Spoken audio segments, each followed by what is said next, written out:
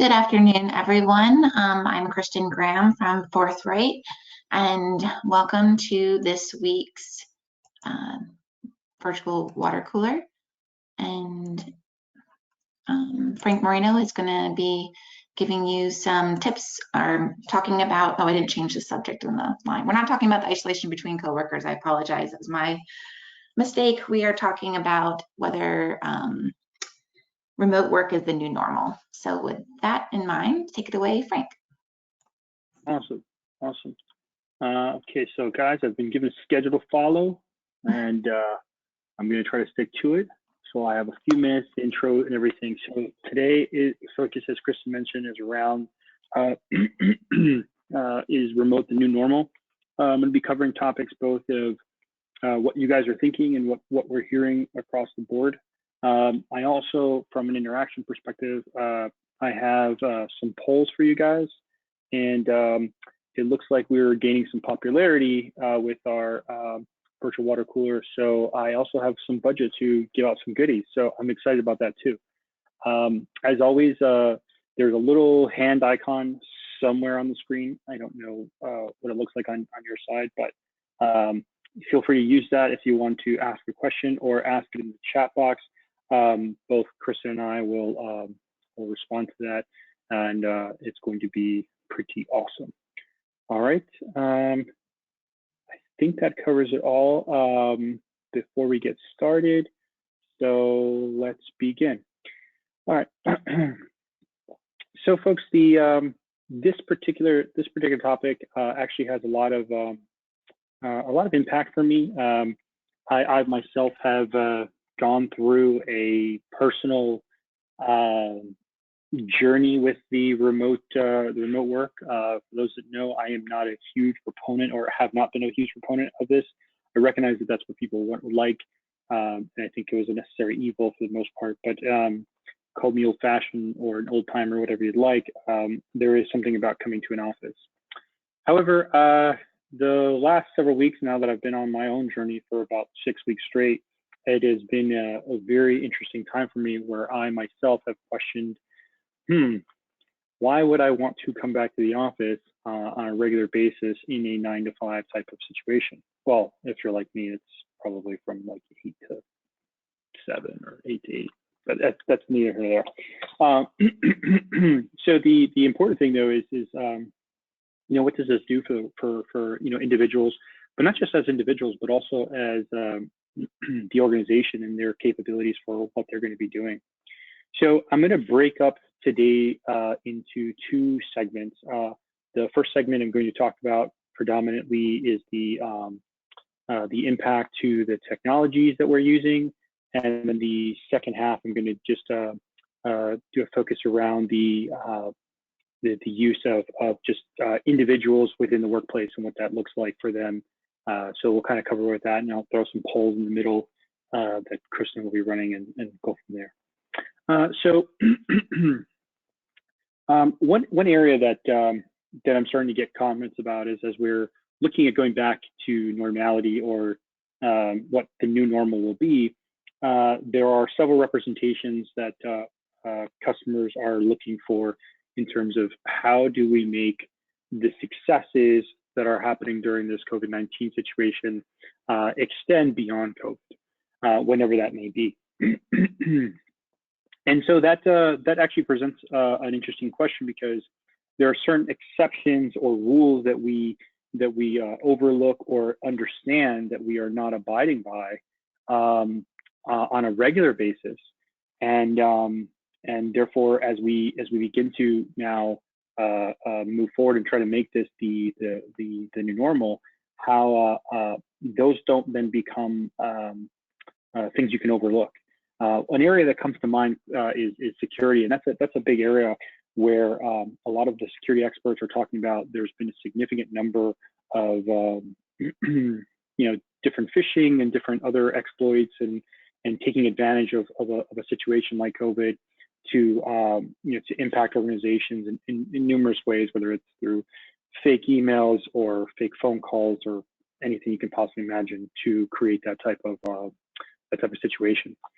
So so security is definitely an area that needs to be addressed, and what we can do for that is start thinking about it from a distributed architecture, and that's a big one, because when even myself as an enterprise architect, when we talk about distributed, we're usually thinking about workloads across regions, maybe some across clouds, a hybrid between on-prem and off-prem.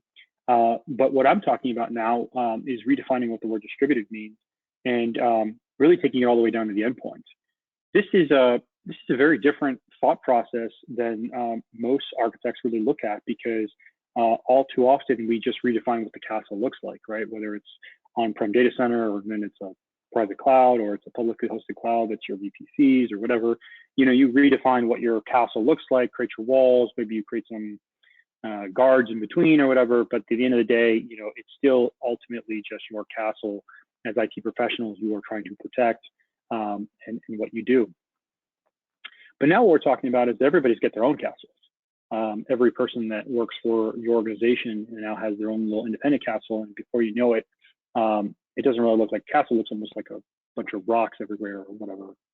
The analogy broke apart, so excuse the reference. But the bottom line is that there is a massive look now back to endpoint-based technologies, where we're talking about agents on devices to provide the level of security that you're looking for.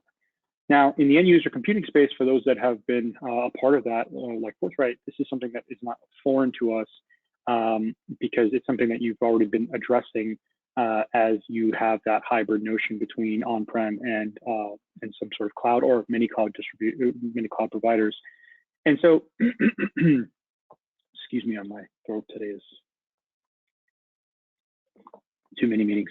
So there are we're already used to this distributedness, and therefore endpoint device type of elements have been introduced to try to work through that, where the use of virtualization was trying to go agentless, and we're kind of making that swing back into the agent world. And the truth is, these agents are getting so much better that the overhead and things like that aren't a non-issue. But that becomes really something to look at, because central control is still something that IT professionals still need. However, the distribution of that is what's becoming more interesting these days. So security is one of those things, right? And there's ways to solve for that. But another thing is now talking about support and management. And so there are great technologies out there right now. Microsoft has been dealing with this for quite some time with their auto deploy, for those that are familiar with the technology, for provisioning of devices, or making devices more associated to their organization to apply policies and things like of those natures. Those things help a lot in terms of creating those necessary controls, and also then providing the necessary applications for tool sets that IT professional support, or administration, or engineering, whatever tier you may be at, would require to be able to service the organization. The challenge is that we're talking about personal devices now. And what we're going to be seeing is a huge influx of some of the MDM technologies expanding their functionality quite a bit to be more user-friendly, or intuitive, I should say, not necessarily friendly, intuitive, so that it becomes one of those things where of any skill set level of your employee could go to a web page, type in their name, type in their email, something that they know, and maybe a challenge of some sort. And based on that, will be walked through an onboarding process or provisioning process, whatever terminology you'd like to use, enrollment, to receive the necessary payload or applications for proper management and things like that. Now, this brings a really concern to the employee, especially if it's their own device. Like, how are you now ensuring that you're not getting involved in areas you shouldn't be with my personal device? And I think this is going to be a battle, and we've seen this a lot with the BYOD world, where you're going to now find yourselves updating your remote worker policies, your BYOD policies, things like that. If you didn't have those, hit me up. I'll be more than happy to share some of those with you, because it's something that you would definitely have to do, so that there's an enrollment process where you accept those conditions and things like that. And then it's really going to be up to the organization to determine how far they'd like to go.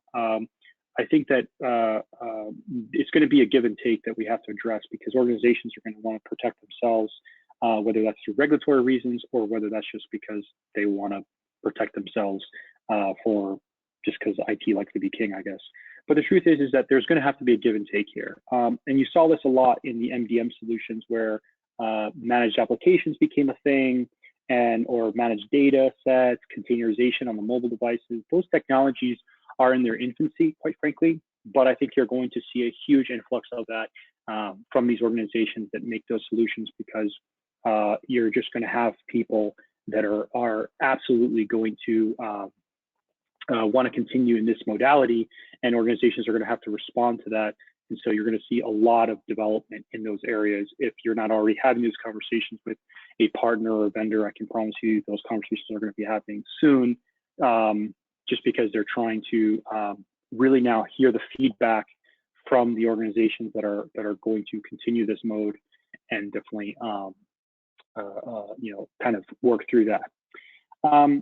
So the last point before I go to my polls is going to be around support, and this is going to be interesting, because today one of the modes that we use for working with people is proximity, and there is definitely a place for proximity, and it should not be understated how proximity, or the ability to sit next to somebody and walk them through something, is so helpful. I think what we're seeing now is organizations already have adopted chat, or a form of chat, email, ticketing systems, things like that. However, one area that is going to be used more in the remote support world is going to be the use of mobile FaceTime type of technologies, where someone will be able to show you through a phone or things like that, and you'll be a multi-device situation to be able to aid with someone. And these technologies are already in existence, but they've been regulated to specific workloads or use cases, and it's really more niche. I think that's going to become a more common practice, and you're going to see a lot more of that. I also believe that you're going to find that the ability to see who's helping you face is something that's going to be much more prevalent in the help desk space, or any kind of support type of capacity. So not only do you have tools to connect their devices, or multi-screen, multi-device applications for helping visually see someone and things like that, but you're going to see a huge influx of those technologies to provide support. And with that, I think you're also going to depend heavily on automation and self-service. What I mean by this is that today enterprises are already looking at self-service as a way to definitely aid people through changes, transitions, add, removes, you name it, because they just can't have, with a 5,000 seat organization, they can't possibly have a one-to-one scenario, and there's only so many people you can keep on the phones. So in that scenario, you're going to find that the more intelligence is going to be brought into those ingest of service requests, and what's going to be provided is automation for individuals to actually be able to help themselves through some sort of automated process. The best case that I can think of as an example, for those who have ever used Microsoft's TechNet, or KBs, or whatever you want to call them at this point in time, I don't even know what name they call them anymore. There is a fix-it option where you download an executable and run it, and it'll actually, not only did it describe everything you were going to do, you could have done manually, or you could just download this executable, run it, and then Microsoft will take care of it for you. I think you're going to see organizations move into that kind of modality to be able to help their users, because you can't be everywhere at all the time. And then I also see, lastly, is field services networks increasing, and people having access to a field, like a field services type of freelancing market, where people that want that touch will be able to send someone out and represent themselves, and then there'll be some sort of trust mechanism that's shared, so that they know they're not some random stranger showing to someone's house or whatever. But those kind of things, I think, is what's going to be transpiring. So I'd like to pull up the polls now. I have a couple questions that I'm really interested in. If you wouldn't mind, Kristen, could you please pull up the first one?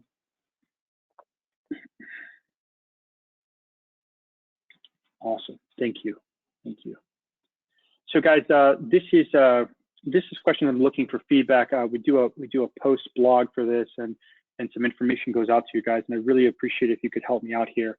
Do you believe everything will go back to normal, quotations, once we are able to return to the office?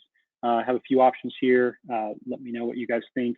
And I'm referring specifically within your organization as to how you feel, or generally, I don't care. I'm just curious to know how that works.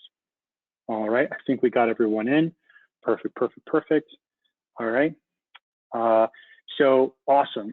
You know, I feel the same way, guys, that the no is definitely not going to happen. We're not going to go back to the way it used to be. Interesting that some of you feel that will go back to normal. I'm curious to know about those. Maybe we'll get a chance at the end to discuss that. Can we throw up the next poll question, please? All right. Do you think remote work will be the predominant option for your business going forward? Now, this is for your organization. Imagine you're the representative that's going to speak on behalf of your organization. Let me know what you guys think. I think that would be great.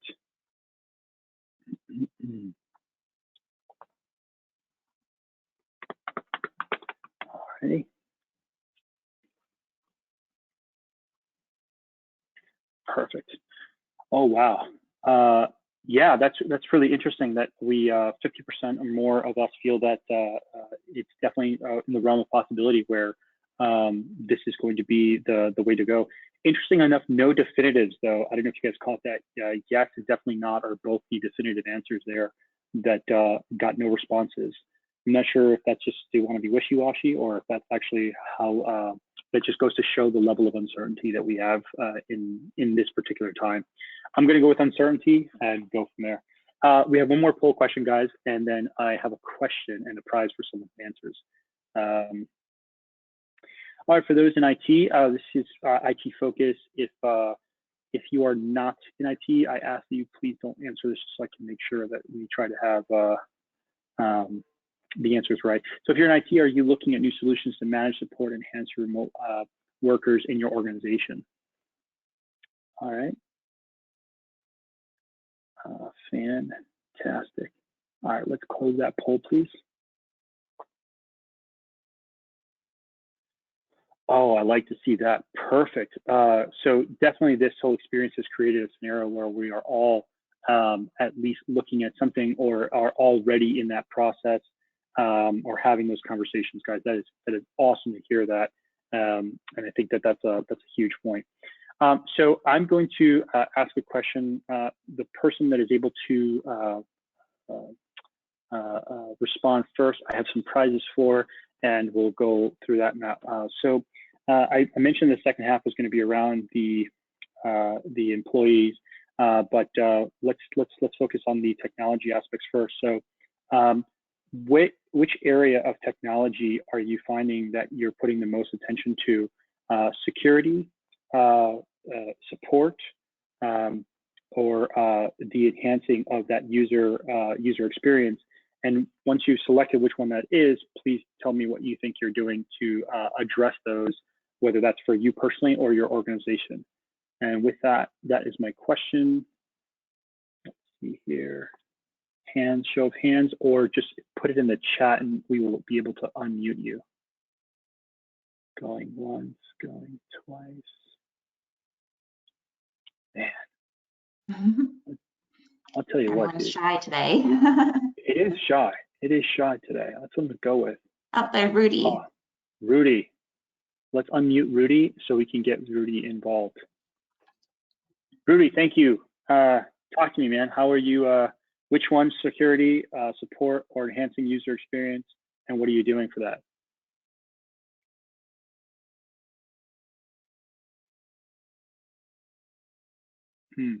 Rudy? You might have to, Rudy, you might have to unmute on your side too. Yeah. Interesting. When technology fails us, man, I love it. All right, Rudy, if you'd like, you can type it. We can go from there. Got to make sure I'm on tags. Oof. All right.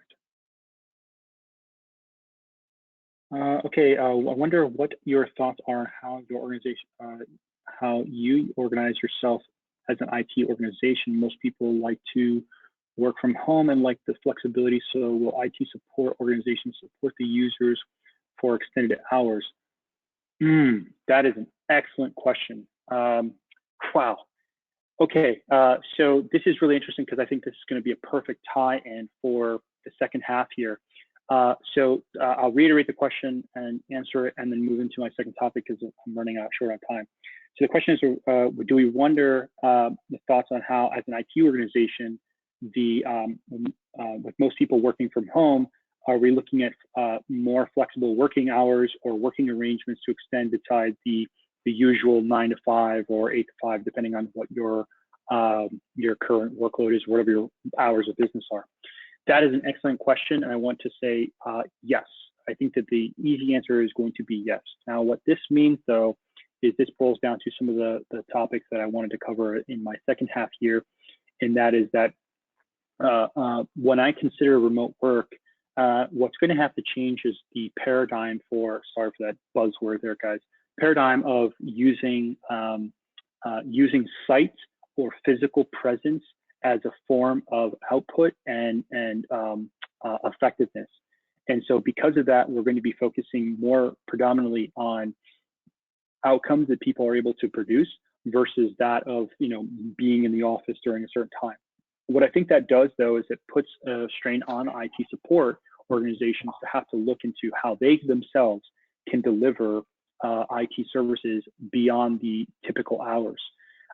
Now, with the flexibility of an outcome-based situation, I think also comes the situation where people are going to have a workday that can expand the usual hours, and so IT themselves are going to have to create a different coverage. So I think that IT from a support organization is going to run to certain constraints where there may be some increase in headcounts, or there would be some a need to create different schedules, and then hopefully you work out something with your IT support professionals to be flexible with them, but always having coverage. I don't know that the organizations are ready for this because I think to some degree we all have an on-call type of situation. This is how I historically have seen it with my customers. They all have an on-call, and therefore people go about their day, and it's only on the once in a while you ruin someone's dinner, someone's night, or whatever the case may be. In this case, it goes back to being a customer service representative on behalf of IT to be able to support the end user, and therefore I think that goes beyond what people have been training for. As a support organization like Forthright ourselves, I can tell you that we already provide a 24/7, so that's it's no impact to us, and we've already accommodated for those flexibilities. However, I can see how from an organization perspective, that's a big problem because it's not something they have today, or it's a really, really lean shift outside of those working hours.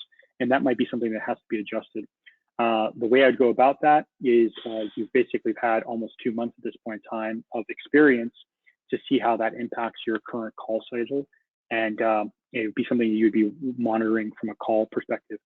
I will tell you that what will help greatly in that ability for flexibility is to introduce new Omni-based channels, ways of providing support. That is chat, that's text, that's through web portals, things like that, and self-service will definitely make it easier for the IT professionals that now have to provide an expanded hour for support.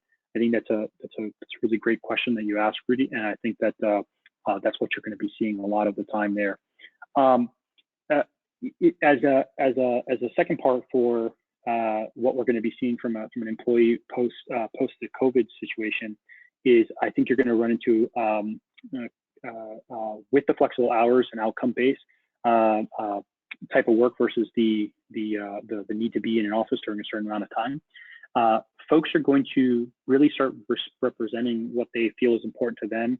And this concept of work-life balance is something that's going to be probably at the forefront, and it's probably going to be bastardized for quite some time. But the truth is, in the end, I think people will find the happy medium. In every conversation I've had with clients, my colleagues, friends in different organizations, that there has been a common theme throughout, and that has been that they are starting to realize what is important to them in their life.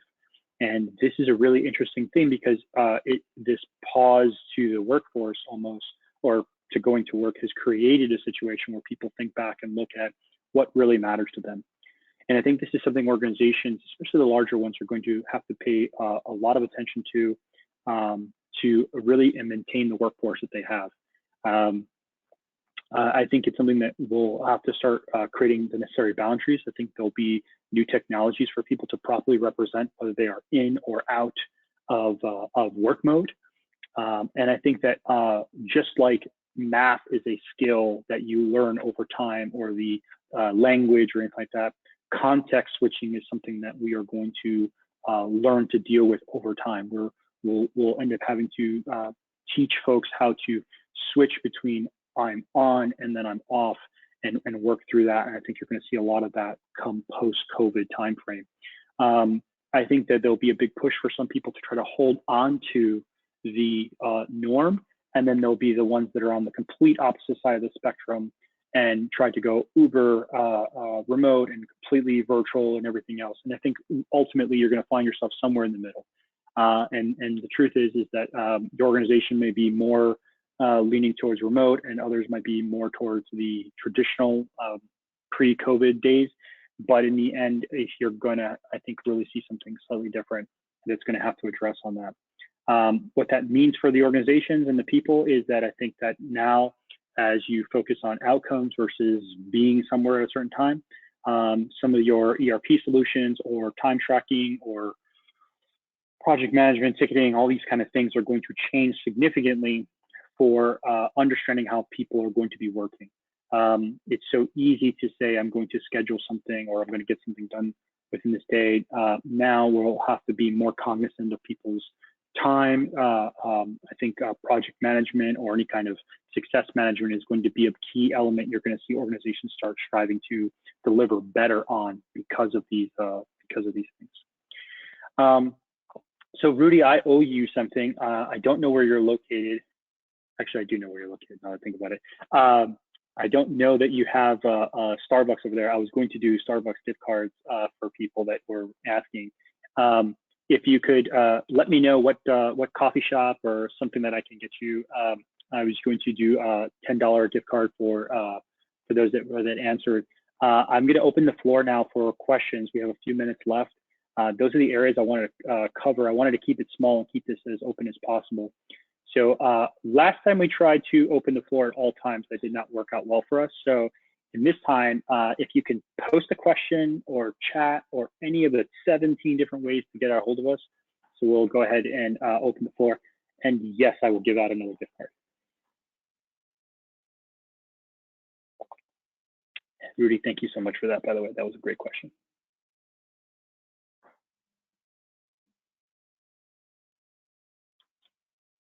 Alrighty. Wow, you guys were special today, I gotta tell you. Well, it's all good. Guys, this is all I want to, oh, Jonathan, I see a hand. Let's unmute Jonathan. Can you make that happen? Frank, can you hear me? I can hear you loud and clear. Okay, I'm wondering how the introduction of other connection programs like Microsoft Teams, Slack, and others are going to start being utilized differently than they are now in the more remote work environment. Excellent question. So the way that they're currently being used right now is a avenue for aggregation of information. There are scenarios where you have direct one-on-one conversations, like in chat. But if you think about the for Microsoft Teams as an example, or Slack, they have these channels for widespread communication across a particular project, team, group, whatever the segmentation you want to create is, right? Those modes of communication are going to be the norm, and you're going to get away from the one-on-one. And the reason for that is going to be predominantly for the asynchronous ability for you to have a conversation. You're going to need, in a team, you're going to need the ability to be able to provide information that is going to be outward facing and expect a response in whenever time frame. And what's going to happen is that I see enhancements to these particular solutions where you'll be able to, whether it's a bookmark or some sort of flagging of questions and things like that, where you're going to have a back and forth for folks that are trying to track information. I also think if you're familiar with Kanban or those type of agile practices, that will be probably more the norm of how people will be interacting. So you have different screens to be able to provide across the board. That's what you're going to see. I'm going to take one from Roberto, but before I do that, guys, I want you to know that we are over the time. I can continue to work forward, but I want to be respectful of everyone else's time. So we are at the half-hour mark. I love the fact that this is going to run longer. That's because I love to talk, but I wanted to let you guys know in case you weren't looking at the clock and we're having way too much fun. Roberto, please. Yes, Frank. Yeah, this is a lot of fun. No, very, very, very useful information. So one thought that I'm having is around time management for many of the reasons that you mentioned. Time management might be a challenge, or it's just maybe a need for some organizations to kind of hold on to, a lot of the norms in the current way of working. So I'm curious if, because there are some companies that are very big into remote work, and I do foresee, a lot of companies moving to remote work, but them losing control on the amount of time employees are working, being a necessity. So I'm wondering if there's any tools or any way that you currently today any companies are managing time specifically for remote working users, because I know part of the focus is to just focus on the output and tasks and things like that, but I could foresee a need maybe in some use cases to track time specifically. Yeah, so first of all, great question. We had something similar to this in last week's session where someone asked about the use of productivity applications. So for those familiar with the contact center environment, there's this notion of an application used to measure productivity. This could be a very dangerous tool, especially for morale or things like that. But ultimately, I think we're going to find ways where tracking time is something that is not as important as we once thought it was, right? We use it for profitability. We use it for costing out something, and I think those will still happen. The reliance of that as the sole source might be something that kind of tapers down. But what I am seeing, though, Roberto, is there has been some conversations I recently had, I want to say as of last week, where these productivity software organizations, the ones that are basically doing things like screen recordings and measuring of activity through the use of applications and so forth and so on, they're actually looking at their capability and some of the technology they have, and they're rethinking to ensure inclusiveness in their within the organization. And what I mean by that is that today we solicit a lot of information from our employees through the use of surveys, or you get the manager check-in, or that manager comes, taps you in the back and be like, hey, how are you doing? So forth and so on. And that's how we kind of gauge engagement and so forth and so on. These productivity softwares are now having conversations with engagement management solutions. The ones that come to mind right off the top is SAP bought a company called Qualtrics. It's a phenomenal tool for those that are interested. But that particular application, as an example, is now looking at these productivity solutions and integrating with them, where to try to use solicited information like surveys and give me a thumbs up or thumbs down, that kind of stuff, and combine that with just the use of the system. And with the goal is to ensure that the employees are engaged, but not engagement for the form of punishment, although ultimately I'm sure that is something that can happen. It's really to ensure that, have they had the proper training to work in this modality?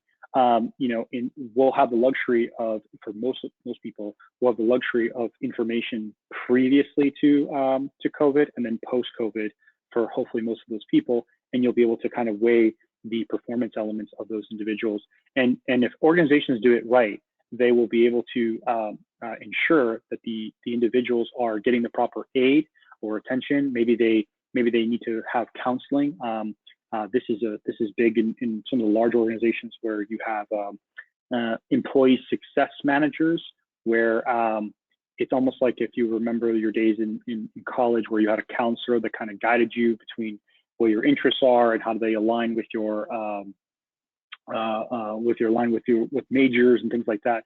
And so this is a heavy HR function, and you're going to see a lot more of that come out of HR to account for individuals working remotely and not being able to either manage time or how they can track time, and just building really healthy habits. So no different than wellness programs in organizations, right? This will be exactly the same thing. It'll be mental wellness with inside of for individuals and longevity with their organization. Awesome. No worries. Rudy, I see your hand up again and your mic unmuted. I don't know if you had any other questions you wanted to ask or if that was just left on from before. All right. Oh, okay, no, that's perfect. No, that's totally okay, Rudy. Folks, if there are no further questions, I do want to have a selfish plug here. Chris and I had the inception of this, and I think we've been doing a great job. And your feedback has been huge, and I want to thank you guys all for participating in this and any of the other ones. Next week is around the effect of chat and video in workplace relationships. This one is around dealing with interaction with employees, how that can cause strife and whatnot. Also, the communication between manager and employee, and also the interaction with how sales to export facing, whether that's B2B or B2C, how this is changing and impacting those by having to use chat and video. And I think it's very different than sitting next to someone. And I think all of us would predominantly appreciate having someone that you can talk to, shake their hands. But in today's world, you're unfortunately having to kind of move into this different world. And I want to talk a little bit about what that looks like and provide you guys some information regarding what the experts are saying in regards to this. With that, I'm going to close this session. Thank you all for joining. It has been awesome. There will be those that answered. I got some stuff for you guys. Kristen will be working with you. So hopefully you put your emails or phone numbers so we can reach you. And the information post this for the blog post will go out, and we'd love to show you guys the information and also the poll results so you can share that with your colleagues. Please don't hesitate to share with anyone else. They're more than welcome to join. I ask that they register just because Kristen has been doing a really good job of communicating all that stuff. And thank you guys so much for joining the virtual water cooler. Thanks, Frank. Always.